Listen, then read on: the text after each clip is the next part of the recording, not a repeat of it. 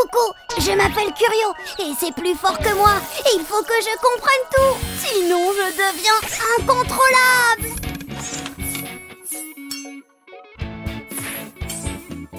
Heureusement, je peux compter sur Noura. Avec elle, on trouve toujours les réponses à mes questions. Dis Noura, c'est quoi un blob? Pas de panique, Curio, je t'explique. Le blob, c'est un être vivant composé d'une seule cellule et de plein de noyaux à l'intérieur. Il vit sur Terre depuis 1 milliard d'années.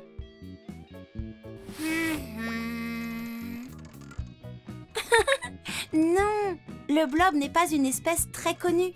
C'est un cousin des amibes, des organismes minuscules composés d'une seule cellule.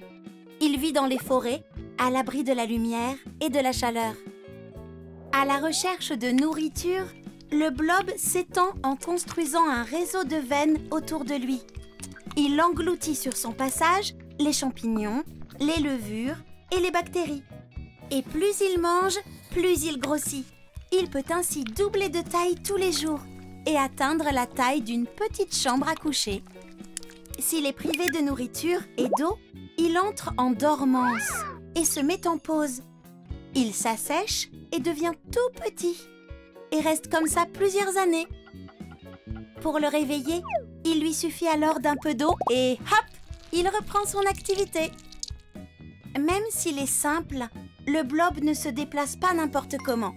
Il produit du mucus, une substance visqueuse qu'il dépose sur son passage pour l'aider à se repérer et éviter de repasser à des endroits sans intérêt.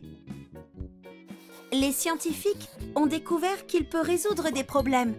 Ici, dans ce labyrinthe réalisé en laboratoire, le blob est capable de retrouver le chemin le plus court pour trouver de la nourriture.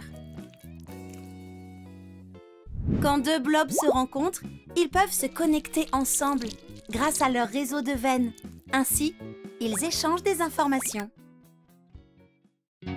Merci Noura, j'ai tout compris. Oh, pas mal pour une seule cellule.